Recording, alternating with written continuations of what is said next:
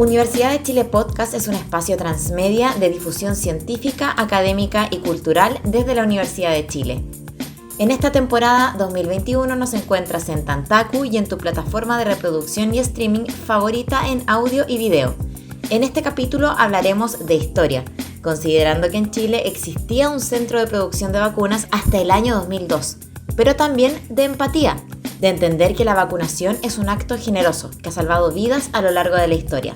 De eso conversamos en este capítulo.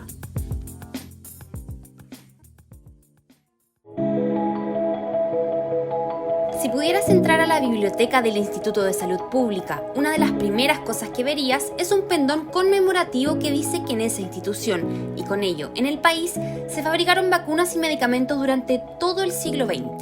Una historia que parece olvidada, pero que en medio de una pandemia, académicos y académicas han intentado rescatar. ¿Sabías que Chile había producido no solo vacunas, sino que sueros y medicamentos durante casi todo el siglo XX? ¿Conoces la historia de las vacunas en nuestro país? Aquí te lo contamos. Bueno, la historia de la vacunación en Chile tiene uno de sus primeros hitos con el padre Chaparro, Fray Manuel Chaparro. Él es Marcelo Sánchez, académico de la Universidad de Chile y doctor en estudios latinoamericanos. Un médico colonial que ya tenía como la noción de la vacunación contra la viruela. E incluso las campañas de vacunación de Fray Manuel Chaparro coincidieron con la llegada a la Capitanía General del Reino de Chile, digamos, de los extractos de vacunas para la vacunación antivariólica que venían desde la corona española hacia territorio americano en la llamada Expedición Balmis. Como comenta el académico de la Facultad de Filosofía y Humanidades, esta historia comienza con la viruela. Con el afán de controlar este brote se realizó la Real Expedición Filantrópica de la Vacuna, también conocida como Expedición Balmis en honor al médico español Francisco Javier Balmis.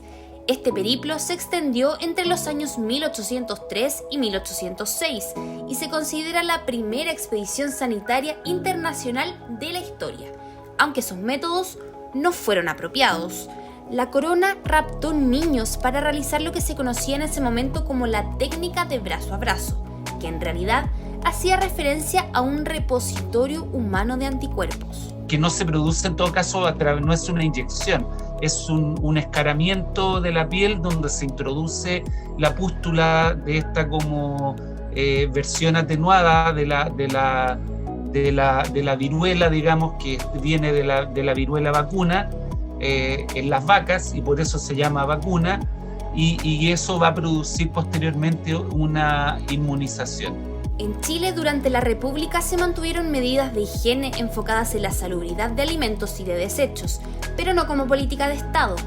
En la década del 50 y 70 hubo una enfermedad que asoló a Chile y a gran parte del mundo, la poliomielitis. Una de las primeras enfermedades en la Edad Moderna que logró ser erradicada completamente por la vacunación masiva. Una enfermedad contagiosa, también llamada parálisis infantil, que afecta principalmente al sistema nervioso. La produce el virus poliovirus y afecta especialmente a menores de entre 5 y 10 años.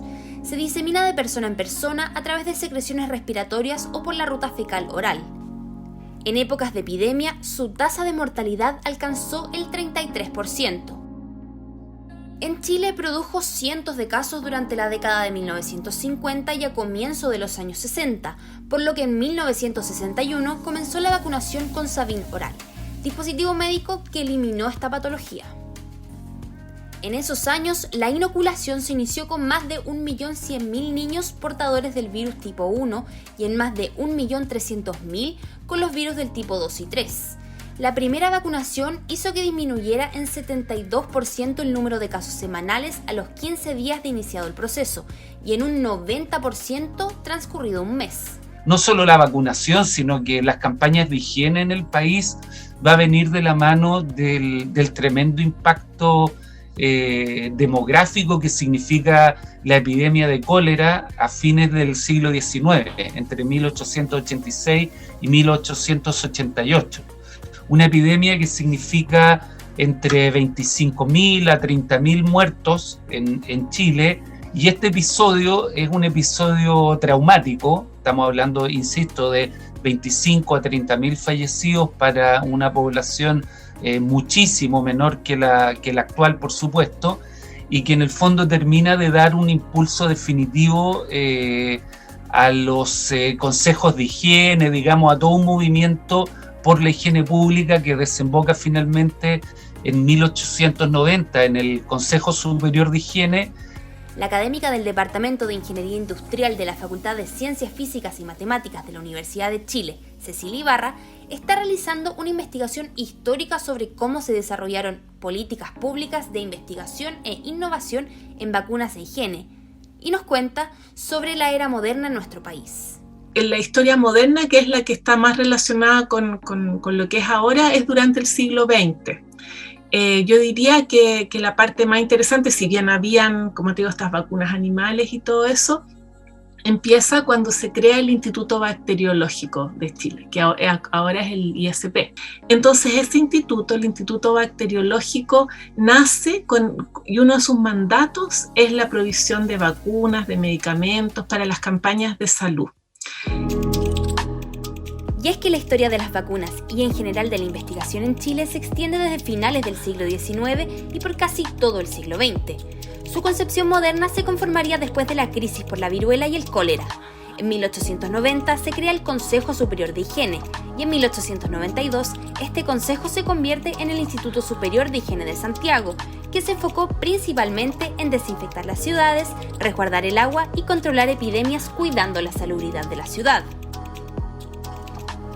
En 1910, el doctor Pedro Ferrer expuso en una cumbre en la ciudad de Buenos Aires.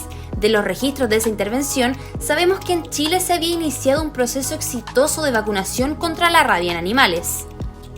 En 1927 se funda el Instituto Bacteriológico, mandatado a controlar las epidemias y liderar la producción de vacunas.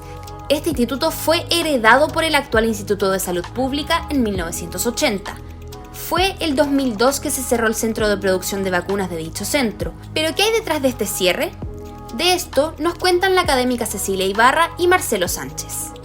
Se privilegiaba su rol regulador en la nueva lógica, ¿verdad?, de los tiempos, de que el rol del Estado debiera ser solo subsidiario al rol del mercado. Entonces, si bien el estatuto del ISP no prohíbe la actividad productiva, la justifica solo en casos que sea mandado por el Ministerio de Salud, en casos muy particulares, porque su rol principal debe ser entregar las reglas al mercado. El rol subsidiario del Estado, ¿verdad?, que está en la Constitución del 80. El hecho de quitarle como responsabilidad al Estado en materia de salud pública termina por afectar el rol del Instituto de Salud Pública y el rol de instituciones que estaban comprometidas tanto en investigación como en producción de vacunas, como la universidad y el Instituto de Salud Pública. Entonces habría que hacer una suerte como de correlación inevitable, digamos, entre imposición de un sistema neoliberal en salud con la pérdida de capacidades técnicas, científicas y productivas de parte de las instituciones del Estado, especialmente el Instituto de Salud Pública. En Chile durante todo el siglo XX, pero en especial mientras se mantuvo el Instituto Bacteriológico, se produjeron 10 tipos de suero, centenares de medicamentos y 29 vacunas. Una de ellas desarrollada en Chile, la antirrábica tipo Fuenzalida y Palacios, que fue utilizada en todo el mundo. En este contexto que estamos viviendo, es oportuno preguntarnos ¿de qué sirve producir medicamentos y vacunas en un mundo globalizado que genera estas investigaciones que se comercializan entre países? Si bien hay acuerdos que permiten que los países colaboren entre sí por razones humanitarias, como lo vimos este 2020 y 2021 con el SARS-CoV-2, este aspecto no ha estado exento de polémicas. Actualmente, en Estados Unidos se tramita la liberación de patentes de vacunas para que los países con menos presupuesto nacional puedan acceder a vacunas a un costo más bajo. pero el no tener un órgano productor de vacunas nuevamente pone a los países bajo las reglas del mercado internacional. En este sentido, el rector de la Universidad de Chile, Ennio Vivaldi, enfatiza en la relevancia de que Chile vuelva a tener un centro productor de vacunas, en un proyecto que se impulsa desde el Parque Karen. Pensamos que en Karen muchos proyectos van a tener estos 4 participantes: las universidades, el Estado, la empresa privada y entes internacionales. En el caso de las vacunas, creo que en retrospectiva se me hace difícil que alguien pueda justificar el haber cerrado un centro de vacunas. Independientemente del volumen o magnitud que ese centro hubiera tenido, el tener la capacidad de producir vacunas ya a uno lo ponía en otra categoría en esta historia de la pandemia. Las vacunas, los medicamentos, sueros e innovación biológica son esenciales para un país, no solo en caso de pandemias, sino que también en desastres naturales como terremotos, erupciones de volcanes o tsunamis. Ejemplo de ello es que para atender a los heridos del terremoto de Chillán de 1939, se tuvo que recurrir a Argentina para suplir esta necesidad. En resumen, con todo lo que hemos vivido en los últimos tiempos, ha quedado en evidencia que centros productores de este tipo de insumos son un elemento clave en el desarrollo de la salud. ¿Te gustaría ver regresar un organismo como este que operó en Chile durante casi todo el siglo XX? Esto fue Universidad de Chile Podcast, temporada 2021. Nos encuentras en tantaku.cl y en tu plataforma de streaming favorita. Síguenos y suscríbete para que no te pierdas ninguna actualización.